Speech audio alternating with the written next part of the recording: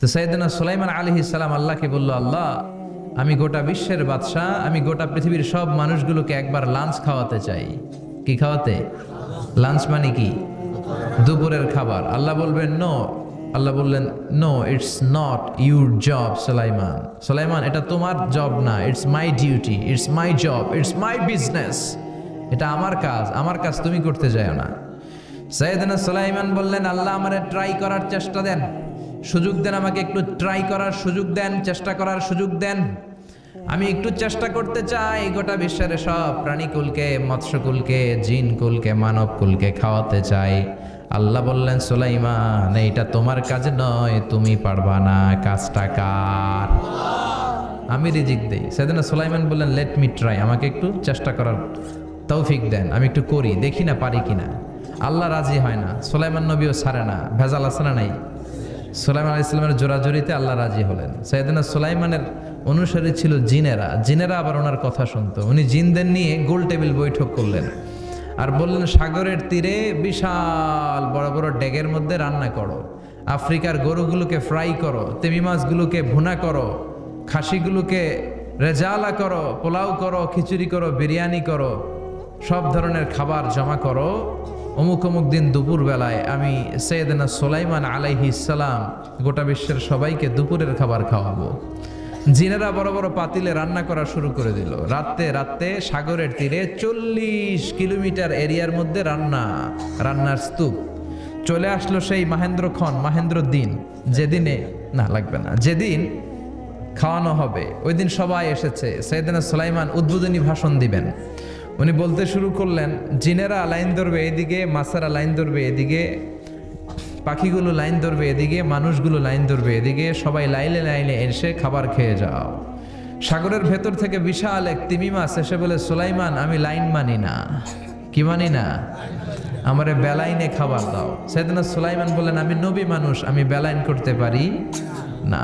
তিমি মাছ বলে, আমার পেটে প্রচন্ড ক্ষুধা, এই ক্ষুধায় যদি আমি মরে যাই তাহলে কিয়ামতের দিন আল্লাহ তোমারে ছাড়বে না, কারণ আমি তোমার মেহমান হয়ে এসেছিলাম। ঝামেলা আছে না নাই?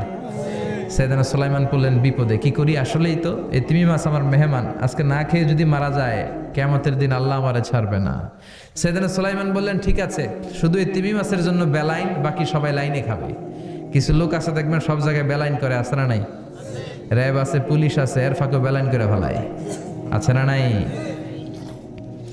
তো সাইয়েদনা সুলাইমান জিনদের আদেশ করে দিল, যাও আফ্রিকার একটা গরু, রোস্ট করা একটা গরু তিমি মাছের পেটের ভিতরে ঢুকায় দাও। তিমি মাছ বলল, সুলাইমান, আমি হা করে রাখবো আমার মুখটা, যতক্ষণ না আমার পেট না ভরে তুমি খাবার দিতে থাকবা, পেট ভরে গেলেই মুখ বন্ধ করে ফেলবো।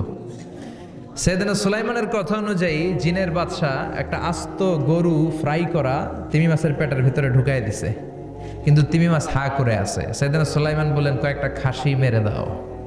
একটা খাসি দিয়ে দিল, তারপরও হা করে আছে। বড় বড় ডেক থেকে পোলাও দাও, খিচুড়ি দাও, বিরিয়ানি দাও, আরো কয়েকটা গরু দাও, হা করে আছে। আরো কয়েকশো গরু দাও, হা করে আছে। আরো কয়েক হাজার গরু দাও, হা করে আছে। সুবহানাল্লাহ কইবেন না? দিতে দিতে 1 কিলোমিটারের খাবার নাই, 2 কিলোমিটারের খাবার শেষ, 10 কিলোমিটারের খাবার শেষ, 20 কিলোমিটার শেষ, 30 কিলোমিটার শেষ, 40 কিলোমিটারের খাবার শেষ। এখনো তিমি মাছের মুখটা হা করা আছে না নাই? সাইয়েদনা সুলাইমান সেজদায় পড়ে গেলেন, ডেকে বললেন, আল্লাহ, আমি বুঝি নাই, গোটা বিশ্বের সবাইকে তো দূরের কথা, একটা মাছরেও তো রিজিক দিতে পারলাম না। তিমি মাছ এখনো হা করা, ডেকে বলে, সুলাইমান, প্রতিদিন রব্বুল আলামিন 3টা লোকমা খাবার আমারে খাওয়ায়, তুমি 40 কিলোমিটারের খাবার পেটে দিয়েছো, কিন্তু আল্লাহর 3টা লোকমার একটা লোকমার সমানও হয় না।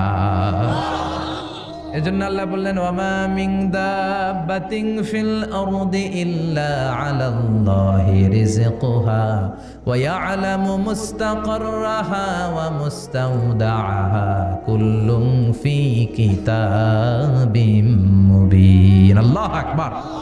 এই পৃথিবীতে যত প্রাণী আছে, মানুষ আছে, সবাইকে রিজিক দেয় কে? এজন্য রিজিকের মালিক আল্লাহ। ডেকে বললেন, গোলাম, আযাব আর গজব ততদিন আসবে যতদিন তোমাদের নাফরমানি বন্ধ না হয়। আর যেদিন থেকে নামাজি হয়ে যাবা, যেদিন থেকে আল্লাহওয়ালা হয়ে যাবা, আযাব আর গজব বন্ধ করে দিবে কে? রহমত দিয়ে দেশটারে ভরে দিবে কে? লা ইন শাকারতুম লা আযীদান্নাকুম, শুকরিয়া করো আমি নিয়ামত বাড়াই দিব। কার কথা? আর জোরে বলেন কার?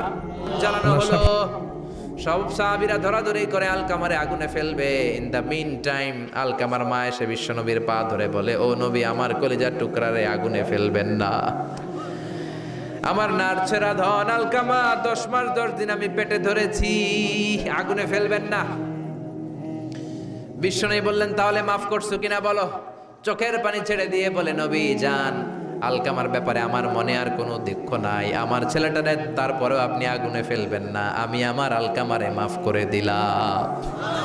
আলকামার মা আলকামার মাফের ঘোষণা যখন দিয়েছে, আলকামা চিৎকার করে পড়তে শুরু করেছে, লা ইলাহা ইল্লাল্লাহু মুহাম্মাদুর রাসূলুল্লাহ সাল্লাল্লাহু আলাইহি ওয়াসাল্লাম। মা বাবার সাথে বেয়াদবি করলে মরার আগে মুখে কালেমা বেরোবে না। চিল্লা এখন ঠিক কিনা? এজন্য আপনি যত বড় আল্লাহর ওলি হন, যত বড় মানুষ হন, মা বাবার সাথে খেদমতের দরকার আছে না নাই? সৈয়দনা ইব্রাহিম ওনার ছেলে ইসমাইলরে দেখতে গেলেন, অনেক দিন পরে দেখতে গেলেন। ওই দিন বাড়িতে সৈয়দনা ইসমাইল বাড়িতে নাই, বনে গিয়েছে শিকার করার জন্য। বাড়িতে সৈয়দনা ইসমাইলের বিবি সৈয়দনা ইব্রাহিম ঘরের দরজার বাইরে থেকে সালাম দিয়ে বললেন, আসসালামু আলাইকুম। ভেতর থেকে কর্কশ গলায় একটা মেয়ে সালামের উত্তর দিয়ে বলল, ওয়া আলাইকাস সালাম। গলার মধ্যে কোনো মায়া নাই, মহব্বত নাই। জিজ্ঞেস করলো সৈয়দনা ইব্রাহিম, মা কেমন আছো? কাইফা হালুকি ইয়া উম্মি। মেয়েটা কয়, বেশি সুবিধার না। তোমাদের খাওয়া দাওয়া কেমন চলে? ভালো না। তোমার জামাই কই? বনে গেছে। এবার মেয়েটা বলতেছে, আমনে কেডা? সৈয়দনা ইব্রাহিম বলে, আমি কে চিনবা না? ইদা জা যাওজুক মিনাল গাবা, স্বামী যখন বন থেকে ফিরবে, ফাকরাই আলাইহিস সালাম, তোমার স্বামীর একটা সালাম দিবা। ওয়া মুরিহি আইয়াগাইরা আতাবাতা বাবিহি, আর বলবা ঘরের দরজার চৌকাটটা যেন তোমার স্বামী পাল্টে দেয়। এই কথা বলে বুখারীর বর্ণনা। কিসের হাদিস? বুখারীর হাদিস। ইব্রাহিম চলে গেলেন। ইসমাইল আসার পরে বিবি বলতে আরম্ভ করছে, দুপুরবেলা একটা বুড়া আইছিল। বুড়া কে আইছিল? সৈয়দনা ইসমাইল বলে, কোন বুড়া আসছে? কি বলছে? বিবি বলে, আপনারে সালাম বলছে, ওয়া আলাইকুমুস সালাম। আর কি বলেছে? আর বলছে ঘরের দরজার চৌকাট যেন আপনি পাল্টে ফেলেন। এই কথা বলার পরে সৈয়দনা ইসমাইল চিৎকার দিয়ে বলে, ও কি করলি তুই? নিজের কপাল পুড়লি, নিজের কপালে নিজে কুড়াল মারলি। ও মিয়া, চোর বোঝে চোরের সিগনাল, পুলিশ বোঝে পুলিশের সিগনাল, নবী বোঝে নবীর সিগনাল। ঠিক কিনা? সৈয়দনা ইব্রাহিম যা বলছে ইসমাইল আলাইহিস সালাম ধরে ফেলছে। ডেকে বললে, এটা বুড়া না, এটা তোর শ্বশুর, এইটা আমার বাবা ইব্রাহিম খলিল। আমার বাবা যা বলেছে, সিগন্যালটা তো গ্রিন সিগন্যাল না, এটা তো রেড সিগন্যাল, এটা তো বিপদ সংকেত। আমার বাবা যা বলেছে এর মানে হলো তোরে যেন আমি তালাক দেই। Get out, get out, I divorced you. তোরে তালাক দিয়ে দিলাম। বাবার খুশির জন্য তালাক দিয়ে দিস। আপনার আব্বাও যদি আপনার বউরে এমনি তালাক দিয়ে ফেলতে বলে, দিবেন নাকি? আবার দিয়া ফেলেন? দিয়েন না, মুসিবত আছে। আপনার বাবাও বাবা, সৈয়দনা ইসমাইলের বাবা, ইব্রাহিমও বাবা। ঠিক কিনা? সৈয়দনা ইব্রাহিম মন গড়া কথা বলতেন না, আকাশ থেকে ওহী আসলে বলতেন। এই জন্য আপনার বাবা যদি বলে বউরে তালাক দিয়েন না, খবরদার। বাবারও বুঝাইবেন, বউরেও বুঝাইবেন, ঘরে সংলাপ করবেন, সমঝোতা করবেন। আমাকে দুই নেত্রী সংলাপ করে না তো কি হয়েছে, আমরা সংলাপ করব। ঠিক কিনা? ঘরে ঘরে আমরা সংলাপ শুরু করব। মিলাই দিবেন, হ্যাঁ, বুঝাই দিবেন, বাবারও বুঝাবেন, বউরেও বুঝাবেন। তালাক দেওয়ার ইসলামী যে সিস্টেম, এটাকেও মেনটেন করলে পৃথিবীতে কোনো তালাকই থাকবে না। ডিভোর্স রেট একেবারে কমে যাবে। এখন ঘরে ঘরে তালাক। ঠিক কিনা? তালাক দেওয়ার সিস্টেম হচ্ছে পঞ্চম স্টেপে যে তালাক, পঞ্চম ধাপে। প্রথম ধাপ হচ্ছে ফাইদু হুন্না। বউর সাথে ঝগড়া হইলে ফাইদু হুন্না, বউরে কক্সবাজার বেড়াইতে নিয়ে যাও, বসুন্ধরায় শপিং করে দিবা, নানির লইয়া ঘুরতে যাবেন, যমুনা ফিউচার পার্কে নানিরে বেনারসি শাড়ি কিনা দিবেন, কসমেটিক্সের বক্স কিনা দিবেন। এই জন্য বললো ফাইদু হুন্না। বেপরদায় চললে ওয়াজ করবেন, নসিহত করবেন, বুঝাবেন। আল্লাহ বললেন ফাইদু হুন্না, লা ইলাহা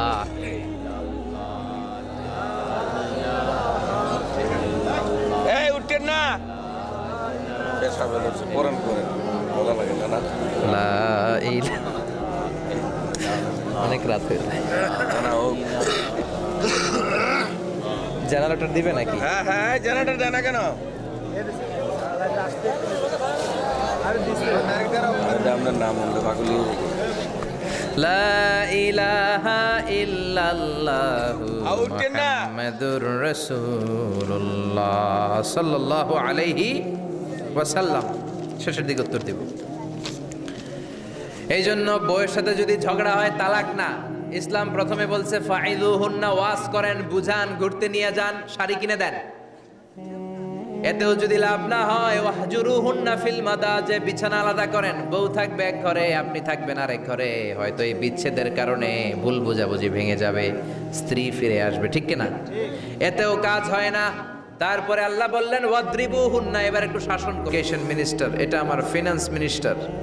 তো সবাইকে পরিচয় করে দেওয়ার পরে ওনার সাথে যে মিশরের কারি আব্দুল বাসেদের দিকে তাকিয়ে রাশিয়ার প্রেসিডেন্ট বলে, এইটা আবার কোন মন্ত্রী?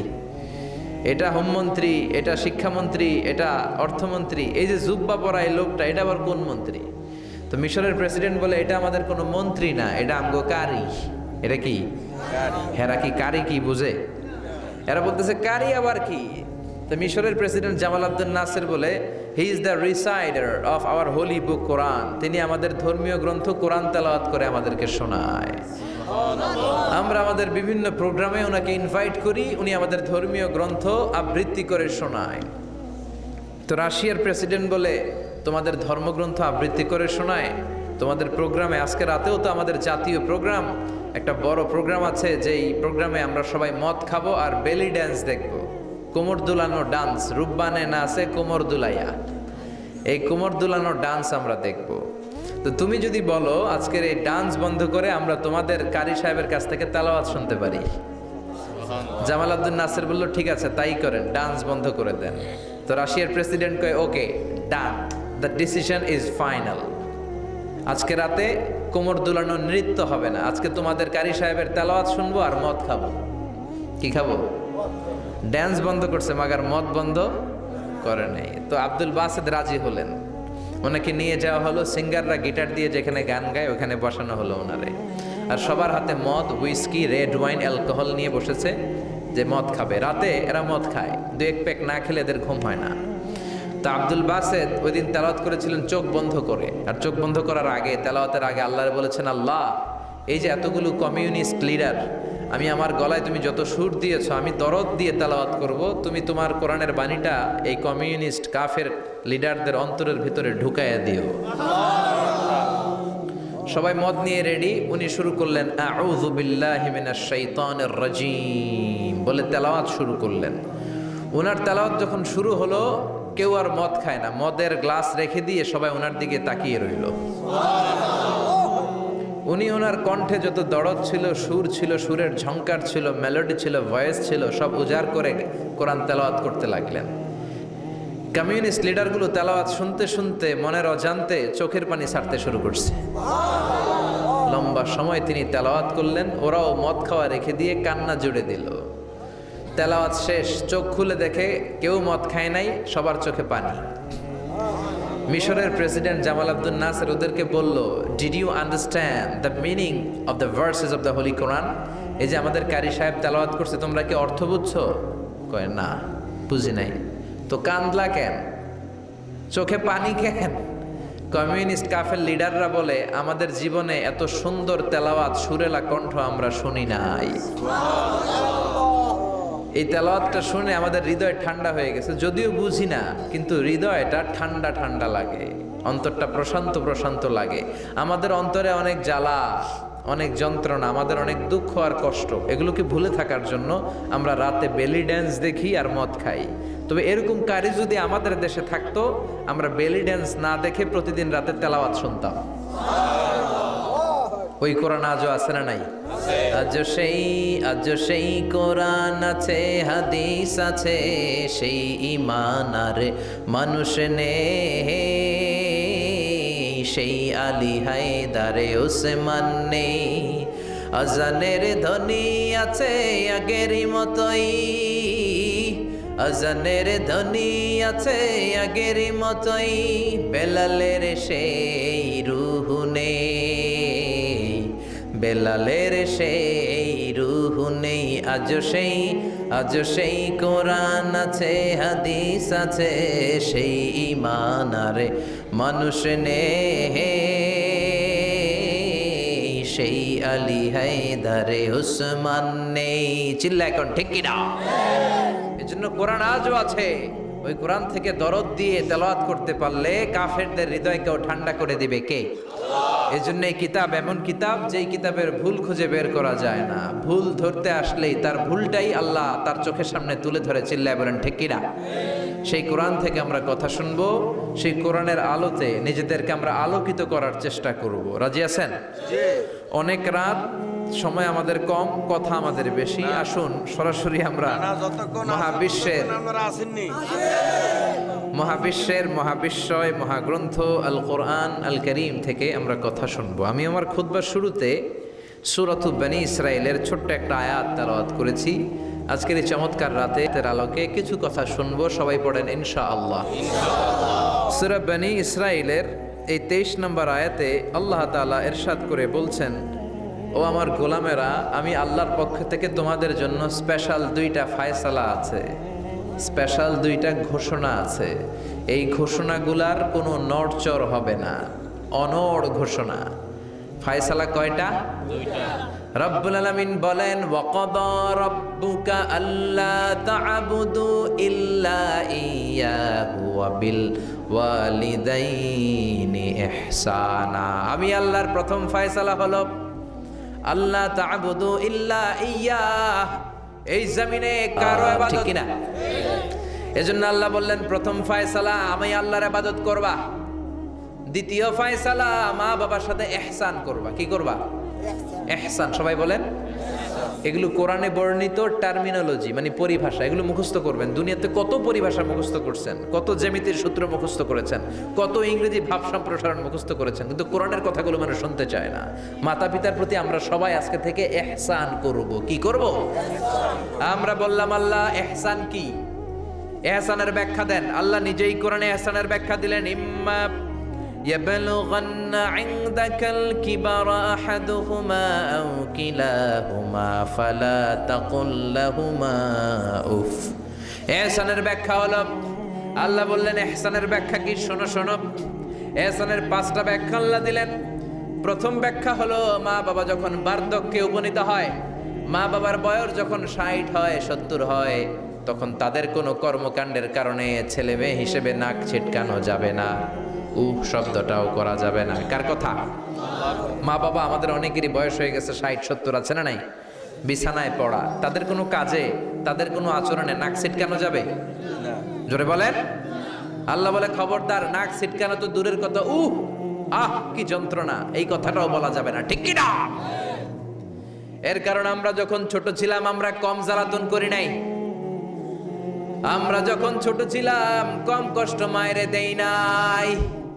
আপনার কত বছর আগের ঘটনা খেলা আছে? আপনার বয়স যখন 3, কি হয়েছিল? খেলা আছে তো? 3 বছরের কথা যদি আপনার খেলা না থাকে, আপনার বয়স যখন 2 ছিল কি জ্বালাতন করছেন মনে আছে? বয়স যখন ছিল 1 তখন তো আরো বেশি জ্বালাইছেন, তখন তো আমরা আরো বেশি জ্বালিয়েছি। ঠিক কি না? আল্লাহ বলেন তোমরাও কম জ্বালাও নাই। পেশাব পায়খানা করে ঘর ভরায় দিতা, শীতের রাতে বিছানা ঠান্ডা করে দিতা, ডান দিকে নিয়ে তোমার মা তোমার সাথে ঘুমালো, ডান দিকে পেশাব করে ভিজিয়ে দিয়েছো, তোমার মা তোমার ঘর থেকে বের করে দেয় নাই। বাম দিকে আদর করে রেখেছে, বাম দিকে পেশাব করে ভিজিয়ে দিয়েছো, তারপরেও তোমার মা লাথি মেরে তোমার ঘর থেকে বের করে দেয় নাই। শীতের রাতে তোমার মা তোমার বুকে নিয়ে ঘুমালো, কনকনে মাঘ মাসের শীতের রাত, পেশাব করে মায়ের জামাটা ভিজিয়ে দিয়েছো। রাত 3টার দিকে মা উঠে জামাটা চেঞ্জ করে নতুন জামা পরে তোমারে কোলে নিয়ে ঘুমিয়েছে, তোমারে ঘর থেকে তাড়িয়ে দিয়েছে নাকি? জোরে বলেন না। মা তোমারে ঘর থেকে বের করে নাই, তাড়ায় দেয় নাই, এতিমখানায় ফেলে আসে নাই, রাস্তায় ফেলে আসে নাই। যেই মা বাবা তোমাদেরকে এত যত্ন করলো, এত আদর করলো, তাদের বার্ধক্যে কোনো কাজের কারণে নাক ছিটকাবা না, তাদেরকে তোমরা বৃদ্ধাশ্রমে দিয়ে আসবা না। কার কথা?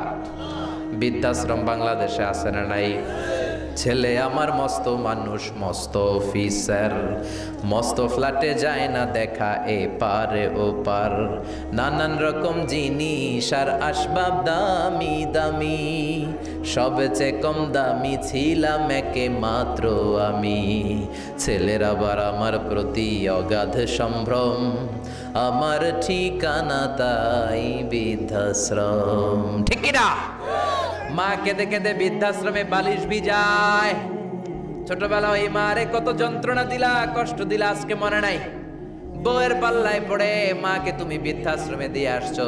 খবরদার, যারা মা বাবারে বৃদ্ধাশ্রমে দেয় তারা বয়সে পৌঁছলে, তারা বার্ধক্যে পৌঁছলে, তারা যখন মা বাবা হবে তাদের কপালে বৃদ্ধাশ্রম থাকবে না।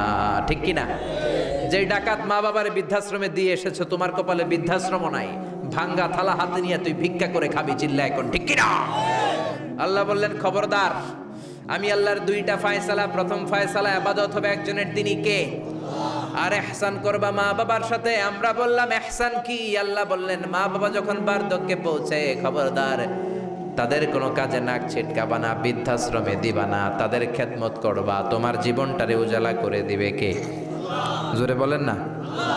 আল্লাহ বললেন ইহসানের 2 নাম্বার ব্যাখ্যা, ওয়ালা তানহারহুমা ওয়া কুল লাহুমা কাওলান কারীমা। মা বাবারে ধমক দিও না। কি দিও না? অনেকে মা বাবারে ধমক দেয়, কি দেয় না? জোরে কোন? সবার সাথে ভালো আচরণ, ঘরে ঢুকলেই মারে বকা দেয়, গালি দেয়, আছে না নাই? বাবারে ডাকে বুড়া, মারে ডাকে বুড়ি, আছে না নাই? তুমি কেমন করে বাবারে বুড়া ডাকলা, মারে বুড়ি ডাকলা? তাদের এই বয়সটা তো এমনি এমনি হয় নাই। তোমারে লালন পালন করতে যেই তারা তাদের জীবন যৌবন হারিয়ে আজকে বুড়া বুড়ি। ঠিক কিনা? তোমাকে মানুষের মতো মানুষ করতে যে তারা তাদের জমি হারালো, তোমারে বিদেশ পাঠাতে যে তারা তাদের ভিটে মাটি হারালো। খবরদার, এরকম দয়াময় মা বাবাকে ধমক দিও না। কার কথা? ওয়ালা তানহারহুমা। 3 নাম্বার ব্যাখ্যা আল্লাহ বললেন, ওয়া কুল লাহুমা কাওলান কারীমা। মা বাবার সাথে কোমল আচরণ করো, মোলায়েম ভাষায় কথা বলো, নরম ভাষায় কথা বলো। কি ভাষায়? নরম ভাষায়। অনেকে আছে দেখবেন সবার সাথে খুব মিষ্টি আলাপ, বন্ধু বান্ধবের সাথে ভালো আচরণ, বাজারে গেলে ভালো আচরণ, স্কুলে ভালো আচরণ, ঘরে ঢুকলে মায়ের গালি দেয়, আছে না নাই? বাপের গালি দেয়, আছে না নাই? ফ্যান্সি ডিলের টাকার জন্য মারে লাথি মেরা ঘর থেকে বের করে দেয়, এরকম ডাকাত আছে না নাই? আল্লাহ বললেন, খবরদার, যত ভদ্রতা তুমি জানো, যত নম্রতা জানো, যত কার্টিসি তুমি জানো, সব কার্টিসি তুমি তোমার মা বাবার জন্য খরচ করবা। এরপর আল্লাহ বললেন, ওয়াখফিদ লাহুমা জানাহায যুল্লি মিনার রাহমাতি ওয়া কুর রাব্বিরহামহুমা কামা রাব্বায়ানি সাগীরা। তোমার যত ক্ষমতা আছে, সম্পদ আছে, মা বাবার জন্য বিলিয়ে দাও। বেতন পেলে টাকাটা আগে মায়ের হাতে দাও। বউরে তো দিবেনি, আগে কিছু মায়ের হাতে দিয়ে। ঠিক কিনা? গিফট দিলে আগে মায়ের গিফট দাও, বরকত দিয়ে দিবে কে? মার হাতে তুলে দাও, বরকত আছে না নাই? মায়ের হাতে আগে দিলে ওই বেতনের ভেতরে বরকত ঢুকায় দিবে কে? আর বাবা মা একজন কিংবা 2 জন যদি দুনিয়া ছেড়ে বিদায় নেয়, তাদের কবরের সামনে দাঁড়িয়ে চোখের পানি ছেড়ে পড়তে আরম্ভ করো, রব্বির হাম। বদদোয়া করলেও, শুধু দোয়া করলে যদি কবুল হইতো তাইলে তেমন ঝামেলা ছিল না, দোয়া করে না তো কি হইছে? কিন্তু বদদোয়া করলেও তো কবুল। দোয়া করে না, যদি বদদোয়া করে মুসিবত আছে না নাই? বাবা মার ছেলে মেয়েদের দৃষ্টান্ত তরমুজ আর ছুরির মতো। বাবা মা হলো ছুরি, ছেলে মেয়ে তরমুজ। তরমুজ নিচে রেখে উপর থেকে ছুরি মারলে তরমুজ কেটে যায়, আবার ছুরি নিচে ধরে রেখে উপর থেকে তরমুজ ফেললেও তরমুজ কেটে যায়। উভয় অবস্থায় তরমুজের ক্ষতি হয়, ছুরির কিছু হয় নাকি? কথা বুঝতে পেরেছেন? এজন্য বাবা মা অনেক বড় নেয়ামত। বিশ্বনবী বললেন, 3 জিনিসের দিকে নজর করা মাত্রই সওয়াব দেয় কে? 1 নম্বরে নাযার ইলাল মুসহাফ, কোরআনের দিকে তাকানো মাত্র সওয়াব। 2 নম্বরে নাযার ইলাল কাবা, কাবার দিকে তাকানো মাত্রই সওয়াব। 3 নম্বরে নাযার ইলা ওয়াজহিল ওয়ালিদাইন, মাতা পিতার চেহারার দিকে রহমতের নজরে তাকালে কবুল হজের সওয়াব দিবে কে? এখানে হাজী সাহেব আছেন না অনেক? 3 লাখ, 4 লাখ, 5 লাখ দিয়ে হজ করে আসছেন। তো বুকে হাত দিয়ে কেউ বলতে পারবেন, হুজুর আমি 100% আমার হজটা কবুল হয়েছে? কেউ গ্যারান্টি দিতে পারবেন? গ্যারান্টি নাই। কিন্তু মায়ের চেহারার দিকে রহমতের নজর নিয়ে তাকালে, ছোটবেলা আমার মারে আমি কত কষ্ট দিলাম, কত কষ্ট করে ফ্যামিলিটা সামলাতে, যে আমার জনম দুঃখিনী মা, কথাগুলো ভেবে মায়ের চেহারার দিকে একটা নজর দেন, কবুল হজের সওয়াব আপনার আমলনামায় দিয়ে দিবে কে? এক সাহাবী বললেন, নবী ওয়ালাউ মি আমাররা, যদি আমি দিনে 100 বার তাকাই, তাহলে কি 100টা কবুল হজের সওয়াব হবে নাকি? বিশ্বনবী বললেন নাম, ওয়ালাউ মিআ মাররা, 100 বার যদি রহমতের নজরে তাকাও 100টা কবুল হজের সওয়াব হয়ে যাবে।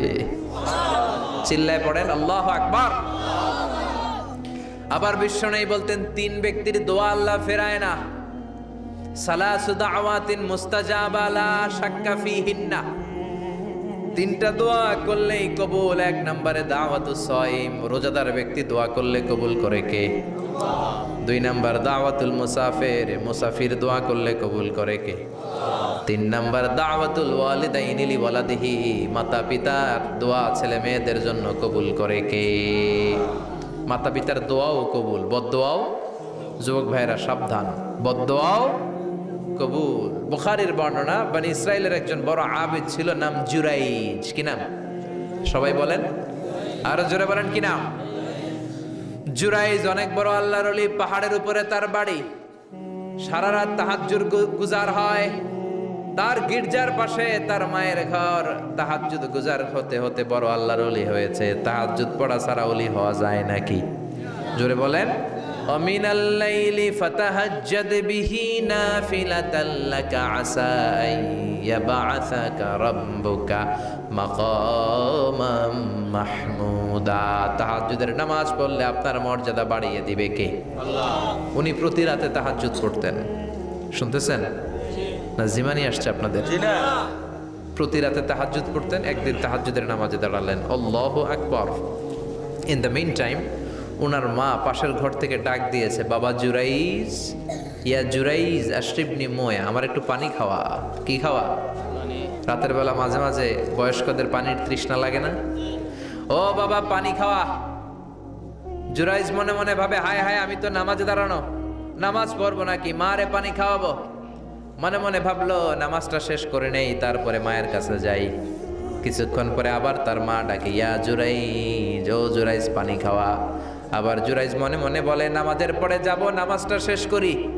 কিছুক্ষণ পরে আবার মা ডেকে ওঠে, জুরাইজ। জুরাইজ মনে মনে ভাবে, এই তো নামাজ শেষ, এখনই যাব, এখনই আমার জনম দুঃখিনী মারে পানি খাওয়াবো। কিন্তু মায়ের সহ্য হয় নাই, মায়ের মনে কষ্ট চলে আসছে। মা তার অন্তরে ব্যথা পেয়ে বদদোয়া করে ফেলছে। কবুল করে নিছে কে? আল্লাহ। আপনার আল্লাহর ওলি না মুফাসসিরে কোরআন না হাফেজে কোরআন, ইট ডাজন্ট ম্যাটার, এটা কোনো বড় বিষয় না। মা হাত তুলে কিছু কইলেই কবুল। সুবহানাল্লাহ কইতে পারলেন না? বুলেট মারলে মিস হয়, ড্রোন হামলা করলে মিস হয়, মিসাইল মারলে মিস হয়, আণবিক বোমা মারলে মাঝে মাঝে মিস হয়। মায়ের দোয়া মিস হয় নাকি? জোরে বলেন। দোয়া করা মাত্র, দোয়া কিংবা বদদোয়া মুহূর্তেই কবুল করে নেয় কে? মা বদদোয়া করলেন। বুখারীর বর্ণনা, আল্লাহুম্মা লা তুমিথু ইল্লা আনতুরিয়াহুল মুমিসাত, ও আল্লাহ বেশ্যা নারীর ফিতনায় না ফেলে জুরাইজকে মেরো না। কবুল করলো কে? আল্লাহ। 3 দিন পর এক বেশ্যা নারী এসে হাজির। দরজায় নক করতে শুরু করেছে। জুরাইজ দরজা খোলো। খোলার পরে বেশ্যা নারী বলে, দেখো আমি কত সুন্দরী, অনন্যা, সুস্নিগ্ধা, প্রিয়ংবদা, সুহাসিনী, সুকেশিনী, অসূর্যম পশ্যা, কাক পক্ষী টের পাবে না, পৃথিবীর কেউ দেখবে না, চলো আমরা অপকর্মে লিপ্ত হই। জুরাইজ বলে, মাআদাল্লাহ, আমি আল্লাহরে ভয় পাই, আমার এইখান থেকে দূর হয়ে যাও। জুরাইজের কাছে সুবিধা করতে পারে নাই।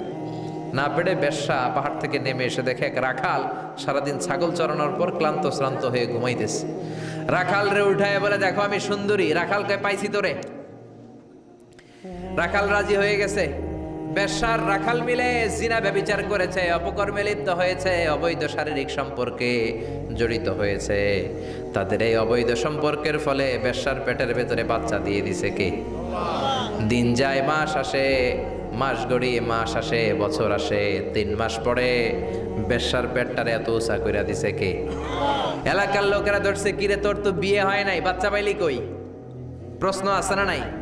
You didn't get married yet. From where did you get the baby? বাচ্চা পেলি কোথায়? তোর স্বামী নাই, তোর বিয়ে হয় নাই, তোরে তো আমরা চিনি এলাকার মেয়ে, বাবু পেলি কই? তোর পেট বড় হইলো কেন? বেশ্যা বলে, ওই যে আল্লাহর ওলি জুরাইজ আমার সাথে অপকর্ম করেছে, আমার পেটের বাচ্চার বাবা হলো আল্লাহর ওলি জুরাইজ। কথাটা কি সত্য না অসত্য?